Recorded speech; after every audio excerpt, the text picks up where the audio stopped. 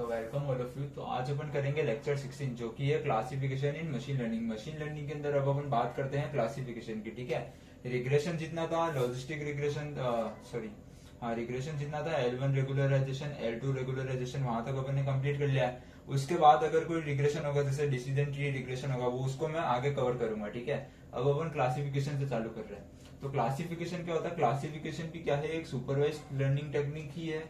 तो classification is a supervised learning task where the goal is to predict discrete labels for given inputs।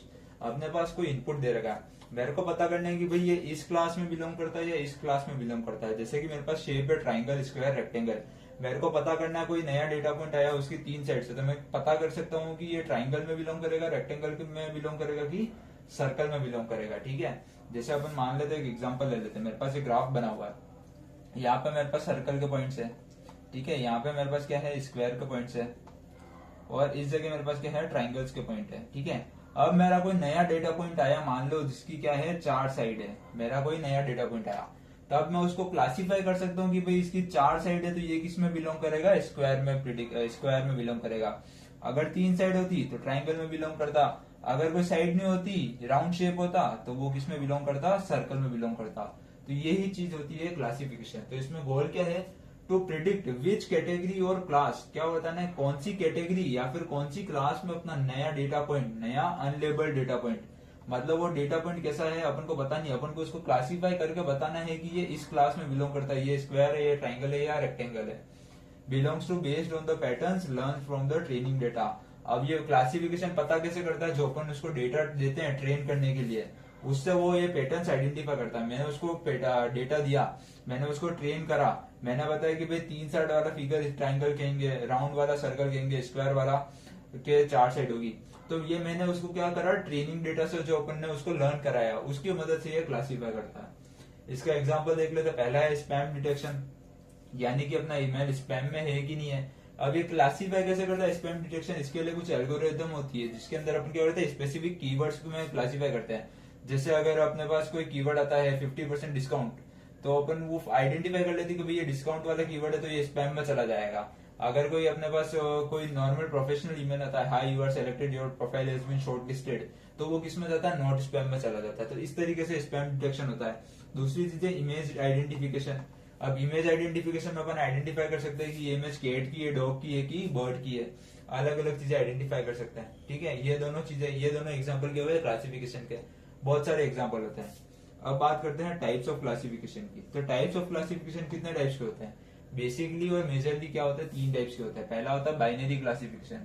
Binary का मतलब नाम से पता चल रहा है, जब मेरे पास क्या होंगे? खाली दो कैटेगरीज होगी या फिर दो क्लासेस होगी। ठीक है, तो इसमें क्या होता है? ओनली टू पॉसिबल क्लासेस होती है। जैसे कि क्या है, या तो आंसर में दे दू, यस नो में दे दू, या स्पैम नॉट स्पैम में दे दू। इसका एग्जाम्पल हो जाएगा लॉजिस्टिक रिग्रेशन। लॉजिस्टिक रिग्रेशन में क्या होता है? 0 1 ही वैल्यू होती है। अपन आगे पढ़ेंगे लॉजिस्टिक रिग्रेशन क्या होता है, उसमें होती है अपनी 0 और 1 वैल्यू।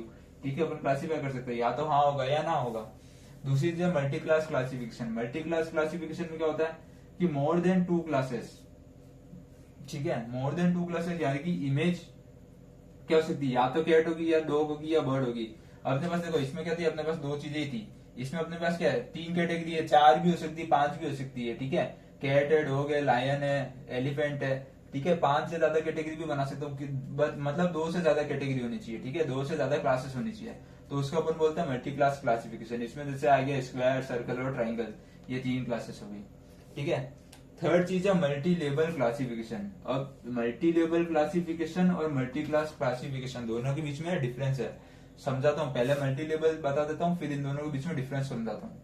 तो पहला है ईच इनपुट में बिलोंग टू मल्टीपल कैटेगरीज। ध्यान रखना, यहाँ पे एक इनपुट क्या हो सकता है? अपना मल्टीपल कैटेगरीज में बिलोंग कर सकता है साइमल्टेनियसली, मतलब एक साथ एक से ज्यादा कैटेगरी में बिलोंग कर सकता है।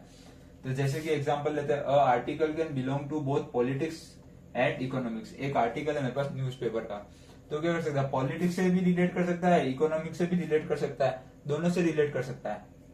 अब a movie can belong to both comedy and action. अब कॉमेडी और एक्शन दोनों मूवी साथ में कर सकती है ना, एक्शन मूवी के साथ कॉमेडी भी हो सकती है उसमें। ठीक है, हॉरर है, हॉरर कॉमेडी भी हो सकती है। मूवीज होती है ना, जैसे भूल भुलैया 2, उसमें क्या था? हॉरर भी था और कॉमेडी भी था, हॉरर कॉमेडी मूवी हो गई। तो एक ही चीज क्या कर रही है? दो क्लासेस में दो क्लासेस को बिलोंग कर रही है तो उसको बोलते हैं मल्टी लेवल। ध्यान रखना, मल्टी क्लास में क्या हो रहा है, मेरे पास क्लासेस दो से ज्यादा ही है, पर मेरा जो डेटा पॉइंट है वो क्या करेगा, एक क्लास को ही बिलोंग करेगा। अगर वो इमेज कैट की है तो कैट को ही बिलोंग करेगी, अगर वो शेप सर्कल है तो सर्कल को ही बिलोंग करेगा। पर मल्टी लेवल में क्या हो रहा है, मेरा एक डेटा पॉइंट क्या हो रहा है, एक से ज्यादा क्लास में आ रहा है। मेरी मूवी कॉमेडी भी हो सकती है, एक्शन भी हो सकती है साइमल्टेनियसली। मेरा आर्टिकल पॉलिटिक्स में से भी बिलोंग कर सकता है, इकोनॉमिक्स से भी बिलोंग कर सकता है साइमल्टेनियसली। ये होता है डिफरेंस मल्टी क्लास और मल्टी लेवल क्लासिफिकेशन में। अब एल्गोरिदम्स देख लेते हैं। इसकी मेजरली जो इंपॉर्टेंट एल्गोरिदम्स है वो यही है, लॉजिस्टिक रिग्रेशन, के nearest neighbour, support vector machine, naive Bayes, decision trees और रैंडम फॉरेस्ट। ठीक है, इन सब एल्गोरिदम्स को अपन आगे डिटेल में पढ़ेंगे और इसके बाद और उसके मेथड्स भी देखेंगे कि उनको कैसे इंप्लीमेंट करते हैं। ठीक है, तो ये हो गया क्लासिफिकेशन कंप्लीट। वीडियो अच्छी लगी हो तो लाइक कर देना और चैनल को सब्सक्राइब कर देना।